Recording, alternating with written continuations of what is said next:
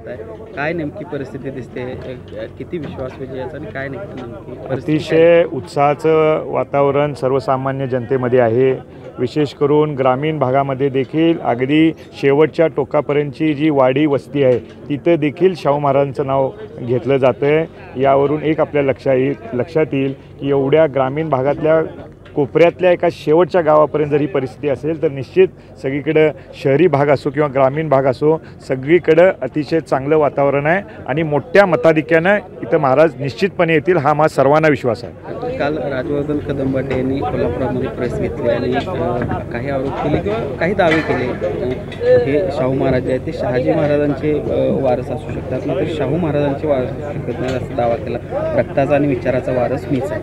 हे बघा, काल छत्रपती त्या विषयावर छत्रपती शाहू महाराजांनी स्वतः काल पत्रक काढून आपली भूमिका आणखीन संपूर्ण सविस्तर माहिती आपल्या सर्वांना वर्तमानपत्राच्या प्रेस नोटच्या माध्यमातून दिलेली आहे। त्यामुळे त्या विषयावर मला अधिक काही बोलण्याची आवश्यकता आहे। साहेबांनी उद्धव ठाकरेंची सभा होणार आहे, कशा पद्धतीचं नियोजन केलं आहे, काय कोणाचं नियोजन आता बघताय आपण आम्ही आज सकाळपासून इथं सगळीकडं हे सगळ्या नियोजनाची तयारी सगळी आढावा घेतलेला आहे आणि अतिशय चांगल्या पद्धतीनं ही सभा होईल। ती यशस्वी करण्यासाठी महाविकास आघाडीचे सगळे नेते मंडळी आणि सर्व कार्यकर्ते अतिशय चांगल्या पद्धतीनं कामाला लागलेले आहेत। न भूतो न भविष्य अशी ही सभा होईल। अतिशय चांगल्या पद्धतीने सर्व यंत्रणा आणि सर्व व्यवस्था या ठिकाणी करण्याची हे प्रयत्न सुरू झालेले आहेत आणि चांगल्या पद्धतीनं ही सभा होईल।